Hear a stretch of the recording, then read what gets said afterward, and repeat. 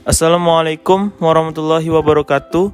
Perkenalkan, nama saya Amam Muriarta dengan NPM B1A021343 dengan dosen pembimbing Bapak Wisman MPD. Di sini saya akan membuat video tentang materi sejarah perkembangan ejaan bahasa Indonesia dan penerapan kaidah ejaan bahasa Indonesia. Selamat menonton. Baik, yang pertama adalah latar belakang. Bahasa memiliki peranan penting dalam kehidupan karena selain digunakan sebagai alat komunikasi secara langsung atau lisan, bahasa juga dapat digunakan sebagai alat komunikasi secara tulisan. Dalam era globalisasi dan pembangunan reformasi demokrasi seperti sekarang ini, masyarakat dituntut secara aktif untuk dapat mengawasi dan memahami informasi di segala aspek kehidupan sosial secara baik dan benar. Guna memadukan satu kesepakatan dalam etika berbahasa, disinilah peran aturan baku digunakan. Dalam hal ini, kita selaku warga negara yang baik hendaknya selalu memperhatikan rambu-rambu ketatabahasan Indonesia yang baik dan benar. Ejaan adalah salah satu dari rambu-rambu tersebut. Seringkali ejaan di Indonesia mengalami pergantian dari tahun ke tahun guna mengikuti perkembangan zaman. Adapun tujuan dari pergantian sistem ejaan di Indonesia tak lain untuk menyempurnakan aturan berbahasa masyarakat Indonesia. Dan pedoman umum ejaan bahasa Indonesia yang disempurnakan adalah wujud konkret dari penyempurnaan ejaan di Indonesia saat ini. Kita masuk ke sejarah perkembangan ejaan bahasa Indonesia. Pengertian ejaan. Ejaan adalah aturan tulis-menulis. Secara lengkap dapat dikatakan bahwa ejaan adalah keseluruhan peraturan tentang bagaimana melambangkan bunyi-bunyi ujaran dan bagaimana hubungan antar lambang tersebut, atau pemisahan dan penggabungan dalam suatu bahasa. Secara teknis, ejaan adalah aturan tulis-menulis dalam suatu bahasa yang berhubungan dengan penulisan huruf, pemakaian huruf, penulisan kata, penulisan unsur serapan, dan pemakaian tanda baca. Masalah ejaan adalah masalah tulis-menulis dalam bahasa Indonesia. Dalam usaha memodernkan bahasa Indonesia, cara menulis atau aturan menulis tulis-menulis dalam bahasa Indonesia sangat perlu diutamakan karena tulisan merupakan tempat pencurahan konsep pikir para penulis itu sendiri. Ejaan tidak hanya berkaitan dengan cara mengeja suatu kata, tapi juga berkaitan dengan cara mengatur penulisan huruf menjadi satuan yang lebih besar. Misalnya kata, kelompok, kata, atau kalimat. Ejaan adalah keseluruhan peraturan bagaimana melambangkan bunyi ujaran dan bagaimana antar hubungan antara lambang-lambang itu, atau pemisahan dan penggabungannya dalam suatu bahasa. Ejaan van Ophuijsen, Charles Adrian van Ophuijsen atau C.H.A. van Ophuijsen merupakan tokoh penting dalam tonggak bahasa Indonesia. Seperti yang sudah kami sebutkan sebelumnya di atas, ejaan Ophuijsen lahir dari niat pemerintah kolonial Belanda untuk menengahi keberagaman variasi bahasa Melayu yang ada di Nusantara saat itu, sekaligus memudahkan Belanda menyebarkan kekuasaan di daerah kolonisasinya.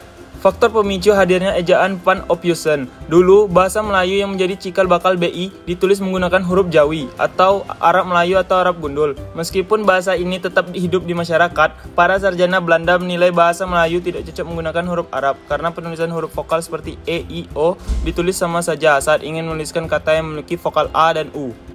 Faktor lain penetapan ejaan baku ini diresmikan Belanda karena pada saat itu pemerintah kolonial sedang menjalankan politik etisnya di Nusantara, yaitu sebuah kebijakan untuk membuka peluang pendidikan bagi kaum ningrat Nusantara.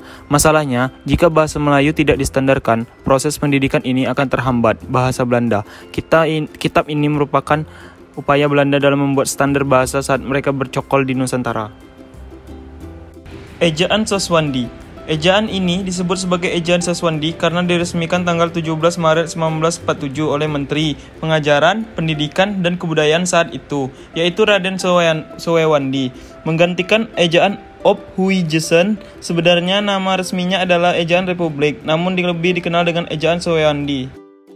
Ejaan Melindo. Ejaan Melindo adalah sistem ejaan Latin yang terdapat dalam pengumuman bersama Ejaan Bahasa Melayu Indonesia atau Melindo tahun 1959 sebagai hasil dari upaya penyatuan sistem ejaan dengan huruf Latin di Indonesia dan Federasi Malaya. Keputusan ini diterapkan dalam Perjanjian Persahabatan Indonesia-Malaysia pada tahun 1959. Sistem ini tidak pernah diterapkan. Ejaan Bahasa Indonesia yang disempurnakan.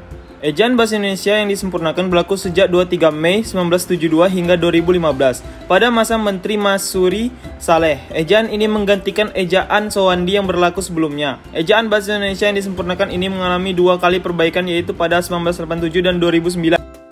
Pedoman Umum Ejaan Bahasa Indonesia atau PUEB atau EB. Bahasa Indonesia mengalami perkembangan yang sangat pesat sebagai dampak kemajuan ilmu pengetahuan, teknologi, dan seni. Penggunaannya pun semakin luas dalam beragam ranah pemakaian, baik secara lisan maupun tulis. Oleh karena itu, kita memerlukan buku rujukan yang dapat dijadikan pedoman dan acuan berbagai kalangan pengguna bahasa Indonesia, terutama dalam pemakaian bahasa tulis secara baik dan benar.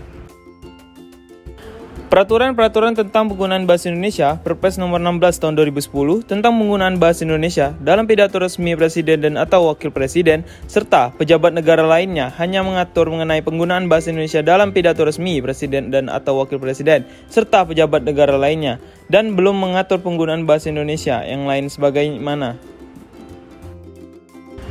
diamanatkan dalam pasal 40 Undang-Undang Nomor 24 Tahun 2009 tentang bendera, bahasa, dan lambang negara, serta lagu kebangsaan. Maka terbitlah Peraturan Presiden Nomor 63 Tahun 2019 tentang penggunaan bahasa Indonesia. Alasan lahirnya Peraturan Presiden Nomor 63 Tahun 2019 tentang penggunaan bahasa Indonesia adalah bahwa berdasarkan pertimbangan sebagaimana dimaksud dalam huruf A dan untuk melaksanakan ketentuan pasal 40 Undang-Undang Nomor 24 Tahun 2009 tentang bendera, bahasa, dan lambang negara, serta lagu kebangsaan, perlu menetapkan peraturan presiden tentang penggunaan bahasa Indonesia. B. Penerapan ejaan bahasa Indonesia. Yang pertama, pemakaian huruf kapital. Huruf ini dipakai sebagai huruf pertama, yaitu A. Kata pada awal kalimat. B. Petikan langsung atau yang utuh. C. Dalam ungkapan yang berhubungan dengan nama Tuhan dan kitab suci, termasuk kata ganti untuk Tuhan. D. Nama gelar kehormatan, keturunan, dan keagamaan yang diikuti nama orang, yaitu Mahu Putra Yamin, Sultan Hasanuddin, Haji Amir. Dan E. Nama jabatan dan pangkat yang diikuti nama orang atau Wakil Presiden Yusuf Kala, Jenderal Tito Karnavian. Pemakaian huruf miring. Huruf miring adalah huruf yang posisinya dimiringkan dalam cetakan.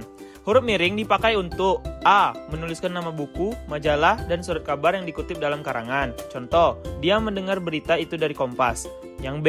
Menegaskan atau mengkhususkan huruf, bagian kata, atau kelompok kata. Contoh, seluruh karyawan diwajibkan menghadiri acara tersebut. Pemakaian huruf tebal. Penggunaan huruf tebal dalam kalimat biasanya dimaksudkan untuk menegaskan atau menunjukkan bahwa bagian tersebut penting. Namun beberapa orang justru sering terbalik dalam menggunakan huruf tebal dan huruf miring dalam penulisan. Yang pertama, huruf tebal dipakai untuk menegaskan bagian tulisan yang telah ditulis miring. Contohnya, huruf DH seperti pada kata Ramadan tidak terdapat dalam ejaan bahasa Indonesia yang disempurnakan. Kata et dalam ora et labora berarti dan. 2. Huruf tebal dipakai untuk menegaskan bagian karangan seperti judul buku, bab, subbab, daftar isi, daftar tabel, daftar pustaka, indeks maupun lampiran. Contohnya, 1.1 latar belakang, 1.2 masalah, 1.3 tujuan. Penulisan kata dasar. Secara definitif, kata dasar merupakan suatu kata yang utuh, asli, dan belum memperoleh tambahan atau imbuhan apapun. Dalam proses pembentukan kata, kata dasar adalah kata yang menjadi dasar dari bentukan kata yang lebih kompleks, sebagaimana dikutip dari buku bentuk dan pilihan kata 2014 yang ditulis oleh Mustaqim. Contoh kata dasar adalah sebagai berikut. Kata dasarnya adalah makan, sementara kata turunannya dapat menjadi memakan, atau ditambah imbuhan me di awal kata, makanan, ditambah imbuhan an di akhir kata, pemakan, ditambah imbuhan pe di awal kata, dan sebagainya. Penulisan kata berimbuhan. Imbuhan adalah bunyi-bunyi yang ditambahkan kepada kata dasar untuk mengubah atau menambahkan makna pada kata dasarnya. Imbuhan-imbuhan tersebut bisa diletakkan di awal prefiks, di tengah atau sisipan infiks, akhir sufiks, dan awalan sampai akhiran atau konfiks kata dasar. Jenis-jenis imbuhan tersebut memiliki fungsi yang berbeda-beda. 1. Awalan. Imbuhan yang diletakkan pada awal kata dasar disebut dengan awalan prefiks. Ada beberapa imbuhan awalan diantaranya ialah A. Me, Imbuhan me berfungsi untuk membentuk kata kerja aktif pada kata dasarnya. Imbuhan me bisa berubah-ubah menjadi beberapa bentuk sesuai dengan kata dasar yang diikutinya. Contoh, dobrak tambah men sama dengan mendobrak. Pencuri itu mendobrak pintu rumahku dan mencuri beberapa barang berharga. Yang kedua, sisipan. Sisipan adalah imbuhan yang diletakkan di tengah kata dasar. Imbuhan tersebut antara lain L, M, dan R. Contoh, getar tambah R sama dengan getar. Tali kurang L sama dengan temali. Yang ketiga, akhiran. Sufiks adalah imbuhan yang diletakkan di akhir kata dasar dan disebut juga dengan akhiran. Ada beberapa jenis manfaat tersebut, antara lain A, kan atau I. Afiks ini sebagai pembentuk makna tatanan. Contoh, mengambil, membawa, menuangkan, datang, menghuni, dan sebagainya. Penulisan bentuk ulang, menurut Kamus Besar Bahasa Indonesia, daring, bentuk ulang adalah bentuk yang mengalami perulangan seperti sia-sia, laba-laba. Pedoman Umum Ejaan Bahasa Indonesia atau PUBI memberi petunjuk bentuk ulang tulis dengan menggunakan tanda hubung di antara unsur-unsurnya, misalnya anak-anak, biri-biri, lau-pau. Penulisan gabungan kata terdapat bentuk ulang yang terdiri atas gabungan kata seperti surat kabar, kereta api, rak, buku, dan lain sebagainya. PUBI daring memberikan petunjuk bentuk ulang gabungan kata ditulis dengan mengulang unsur utama. Misalnya, surat kabar menjadi surat-surat kabar, bukan surat kabar. Kapal barang menjadi kapal-kapal barang, bukan kapal barang, kapal barang. Selanjutnya, penulisan kata depan. Kata depan memiliki nama lain preposisi. Kata depan adalah memiliki posisi di depan sebelum kata benda, kata kerja, dan kata keterangan lainnya. Kata depan memiliki banyak sekali fungsi, menyatakan tempat, arah, asal, tujuan, perbandingan, sebab akibat, dan lain sebagainya. Satu hal yang pasti, kata depan berguna untuk menandai hubungan makna dengan kata di belakangnya. Untuk aturannya berbeda-beda. Penulisan partikel lah kah dan tadi tulis rangkai dengan kata yang mendahulunya. Misalnya, bacalah buku itu baik-baik. Apakah yang tersirat dalam surat itu? Siapakah gerangan dia? Dan apakah gunanya bersedih hati? Yang kedua, partikel pun ditulis terpisah dari kata yang mendahulunya. Misalnya, apapun permasalahan yang muncul, dia dapat mengatasinya dengan bijaksana. Penulisan singkatan dan akronim. Singkatan ditulis huruf kapital tanpa titik. Penulisan singkatan dengan huruf kapital tidak disertai dengan tanda titik. Biasanya digunakan untuk menuliskan nama lembaga, organisasi, dokumen resmi, dan badan. Berikut contohnya. Pertama, NKRI, Negara Kesatuan Republik Indonesia. Kedua, BMKG, Badan Meteorologi, Klimatologi, Geofisika. Singkatan untuk surat menyurat. Kata yang sering digunakan dalam surat menyurat dapat disingkat dan disertai dengan tanda titik di setiap unsurnya. Berikut ini contohnya. 1. U.P. untuk perhatian. 2. S.D. sampai dengan 3. D.A. dengan alamat. Yang kedua, singkatan ditulis dengan 3 huruf dengan titik. Penulisan singkatan ditulis dalam 3 huruf disertai titik dalam penggunaan suatu kata maupun frase. Berikut ini contohnya. 1. DLL dan lain-lain. 2. HLM halaman. 3. DSB dan sebagainya. Contoh akronim dan penggunaannya. Akronim ditulis dengan huruf kapital. Akronim ditulis dengan huruf kapital di awal kata apabila berupa gabungan suku kata atau huruf dan suku kata. Penulisan angka dan bilangan. A. Angka Arab atau angka Romawi lazim dipakai sebagai lambang, bilangan atau nomor. Yang pertama angka Arab 0, 1, 2, 3, 4, 5, 6, 7, 8, 9. Yang kedua angka Romawi dalam huruf Romawi 1, 2, 3, 4, 5, 6, 7, 8, 9, dan seterusnya. B. Bilangan dalam teks yang dapat dinyatakan dengan 1 atau 2 kata ditulis dengan huruf, kecuali jika dipakai secara berurutan seperti dalam perincian. Misalnya, dia minum kopi 3 kali sehari. Yang kedua, koleksi museum itu lebih dari 1000 benda bersejarah. Penulisan kata ganti ku, kau, mu, dan nya. Kata ganti ku dan kau ditulis serangkai dengan kata yang mengikutinya. Sedangkan ku, mu, dan nya ditulis serangkai dengan kata yang mendahuluinya. Misalnya, motor itu telah kujual, air ini boleh kau minum. Penulisan kata kesandang si dan sang. Kata si dan sang ditulis terpisah dari kata mengikutinya. Misalnya, jam tangan itu dikembalikan kepada si pengirim. Toko perlengkapan itu memberikan potongan harga kepada si pembeli. Ibu itu menghadiahi sang anak sepeda baru. Sang adik mematuhi nasihat sang kakak. Polisi itu marah sekali kepada sang supir. Pemakaian tanda titik. A. Tanda titik dipakai pada akhir kalimat pernyataan. Misalnya, mereka bekerja di sana. Dia akan datang pada rapat itu. B. Tanda titik dipakai di belakang angka atau huruf dalam suatu bagan ikhtisar atau daftar. Misalnya, I. Kondisi kebahasaan di Indonesia. A. Bahasa Indonesia 1. Kedudukan fungsi. B. Bahasa daerah. Kedudukan fungsi.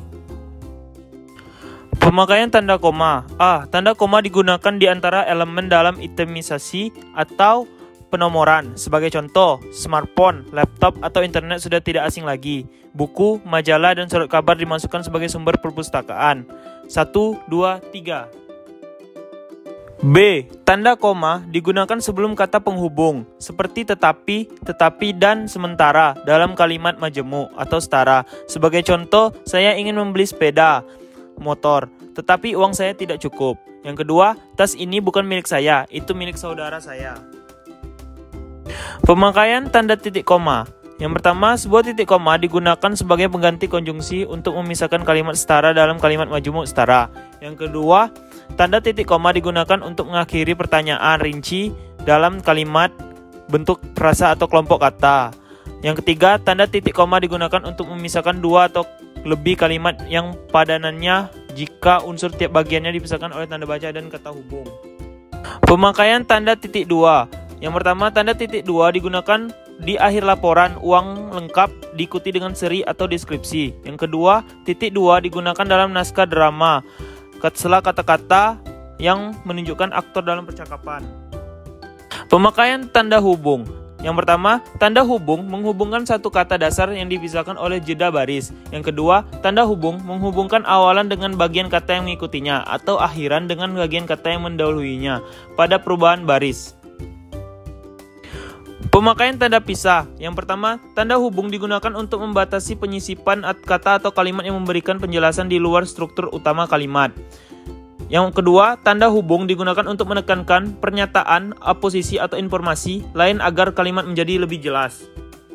Pemakaian tanda tanya. Penggunaan tanda tanya menurut kaidah hanya digunakan pada akhir kalimat tanya dan digunakan untuk menandai bagian kalimat yang diragukan.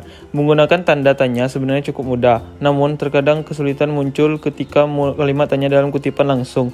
Penulisan tanda tanya ditulis dengan tanda petik, yaitu tanda tanya ditulis sebelum tanda petik. Contoh penggunaan tanda tanya yang benar dalam kutipan langsung, yaitu ayah berkata, "Kapan kita harus tampil di acara itu, Nak?" Pemakaian tanda seru. Dalam kaidah penulisan, tanda seru digunakan untuk ungkapan atau pernyataan berupa seruan atau perintah yang menggambarkan keseriusan, ketidakpercayaan, atau emosi yang kuat. Contoh penggunaan tanda seru dalam kalimat perintah, yaitu perhatikan contoh berikut. Yang kedua, dilarang masuk. Pemakaian tanda elipsis. Tanda elipsis digunakan untuk menunjukkan bahwa dalam kalimat atau kutipan ada bagian yang dihilangkan. Sebagai contoh, yang pertama, penyebab kemerosotan akan diselidiki lebih lanjut. Yang kedua, dalam UUD 1945 disebutkan bahwa bahasa negara adalah. Pemakaian tanda titik. Yang pertama, tanda kutip digunakan untuk melampirkan kutipan langsung yang berasal dari percakapan, naskah, atau bahan tertulis lainnya. Contoh, 1. Kebebasan atau kematian. Seru Bung Tomo dalam sambutannya. 2. Menurut Pasal 31 Undang-Undang Dasar Negara Republik Indonesia tahun 1945, setiap warga negara berhak memperoleh pendidikan. Pemakaian tanda petik tunggal. Yang pertama, arti mengapit. Tanda petik tunggal digunakan untuk mengapit kutipan dalam kutipan lain. Contoh, apakah kamu mendengar suara benturan tadi? Tanya Fahri. 2. Kutipan mengapit di dalam kutipan lainnya. Kutipan tunggal juga digunakan secara tertulis untuk menyertakan makna, terjemahan, atau ekspresi asing. Contoh, umpan balik. Baik, mungkin itu saja video dari saya. Apabila ada kesalahan, saya mohon maaf. Saya akhiri, wabillahi taufik walhidayah. Wassalamualaikum warahmatullahi wabarakatuh.